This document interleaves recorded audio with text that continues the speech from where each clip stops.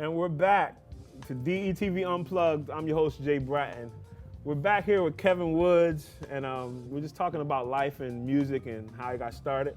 So, Kev, welcome back, man. Welcome back, man. Yeah. Hey, man, so you attended college on a scholarship, or let's talk to us about that. So I did not attend school on a scholarship. I went to IUP, Indiana University of Pennsylvania. But you got one. But I did get a scholarship. Okay. So my senior year in high school, Bill Cosby actually did a jazz. It was like a jazz competition, and you had to send solos and all this stuff. And they picked my school to be the school to get a recipient of this scholarship. Yeah. So, but the scholarship you had to go to Westchester. It was a music scholarship only for the Westchester Jazz program. Oh, wow. And I was thinking, like, I want to go far. I don't want to, like, you can catch SEPTA to Westchester. Like, you can hop on the bus to go. I wanted to be far enough away that I can be away, but then close enough if something happened, I can get home. Right. So I did not take it. I regret that now that I got these student loans. But yeah, I definitely did. I got the scholarship through. It was like the Bill Cosby Jazz Scholars Scholarship, and I was the only recipient, but I didn't take it. So Oh, wow. I definitely regret that now. So tell us, where did you end up going? I went to IUP, IUP. Indiana University of Pennsylvania. It's near Pittsburgh. Wow. Yeah. Nice. Yeah. Yes.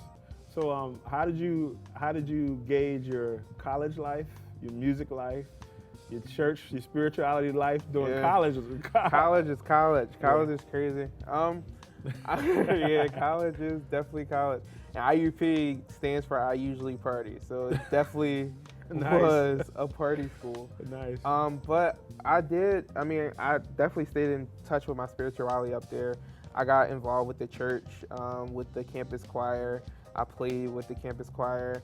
All throughout college, it was hard though, because to be honest, I was the only African American music major in my whole school. Oh, wow. So I had a whole lot of hiccups and a whole lot of things I had to learn, and I would try so hard to not be the minority that I would mess up just because I'm trying so hard. Yeah. So like even I would try extra hard to make sure I wasn't late to class, or I would try extra hard to make sure I didn't come to school and be that stereotype of the black kid in the class. But sometimes I failed, and I would be so mad at myself because I would feel like I had the whole African American race on my back while I'm in college. And it was just like, I had to learn. I had a long talk with my grandma one night, and she literally was like, it's not your job, just be you. And when I became just myself in school, I realized that a lot of my peers that I thought hated me, they actually liked me. They actually liked my sound.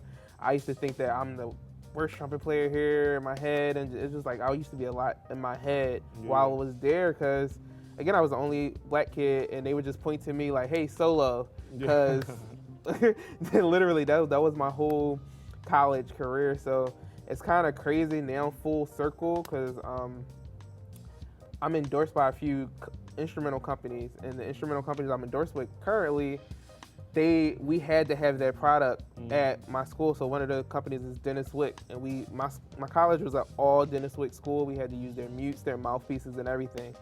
And now I'm endorsed by them. So my old trumpet professor hit me up like, hey, we want you to come back to the school and talk to them and say how rough you had it. Basically, that's what he told me. He's like, I want just to tell them that you didn't have the glory road in college. Like, you didn't have the best experience while you were there, but you made it out and you got your degree and you're doing something with it. So dope, man. Yeah, it came full circle.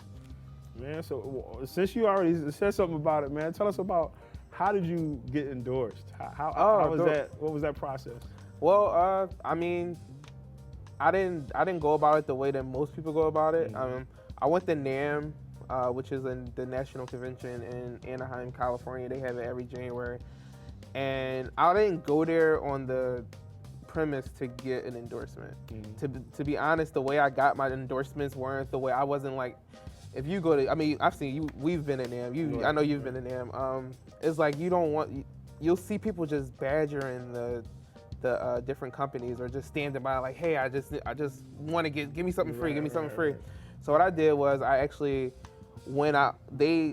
the two companies that I'm with, I actually already had their products. At Dennis Wick, like I said, I already had all their mutes. I already had, only thing I didn't have was some of their mouthpieces.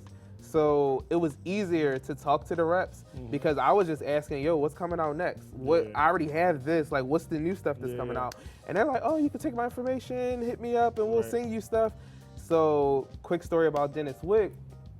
I got with them. It was funny because I hit them up like, hey, I just want to try out some of the new mouthpieces that you guys have. And I was like, yo, we'll send you a trial. Just send them, send your credit card number. And as soon as you pick which one you want, you can buy it. I was like, all right, perfect. So I try them out, and I looked up that one of my friends was actually endorsed by them, Arnetta Johnson.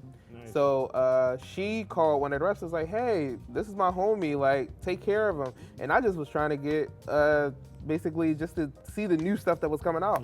And I got the nice mouthpiece. I start trying it, and I literally tried it out for almost 4 or 5 months.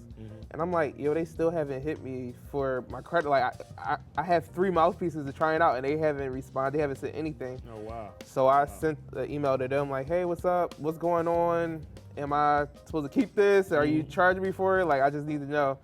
And she was like, yeah, I've been looking up your name, and we see that you live in Denver, Colorado. So there's a Caucasian trumpet player that lives in Denver, Colorado, and he's a teacher at the Denver Institute of Music or something like that.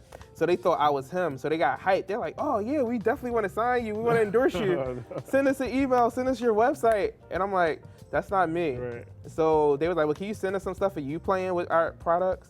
I sent them some stuff I've recorded on and stuff like that, and immediately they were like, oh, we want to add you to the roster. So it was not the normal way to get an endorsement, I guess. Nice, wow. But yeah, thank you to Arnetta Johnson. She definitely put a word in, and she also put a word in for my trumpet endorsement. So nice. Yeah, man, I got endorsements at that too. Yeah. I mean, I got them the other way. Like, I emailed a few companies.